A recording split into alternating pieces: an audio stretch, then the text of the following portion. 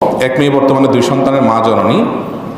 বিয়ের সময় তার পছন্দের বিরুদ্ধে মা বাবার ভয়ে টাকাওয়ালা ছেলের সাথে বিয়ে দেওয়া হয়।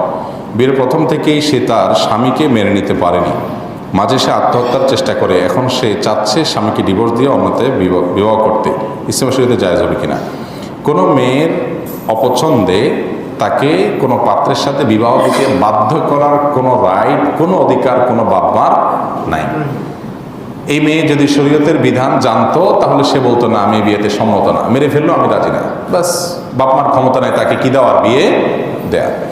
যাই হোক, তো এখন যদি এই পরিস্থিতিতে ওই ছেলের সাথে থাকলে নিজের দিন, ইমান, আমল সব কিছু হুমকির মধ্যে পড়ে, তাহলে অভিভাবকদের মাধ্যমে বা কাবিননামা পূরণ হয়ে থাকলে তার মাধ্যমে তিনি তালাকের তহবিজ বা অর্পিত তালাকের মাধ্যমে বিচ্ছেদের চেষ্টা করতে পারেন। সেই সুযোগ আছে ইসলামী শরীয়তের দৃষ্টিকোণ থেকে। কিন্তু এই ধরনের বিষয়, ব্যক্তিগত পুরো বিষয়টা কোনো আলেমের কাছে খোলাসা করে বলে তারপরে সমাধান নিতে পারলে সেটা ভালো হয়।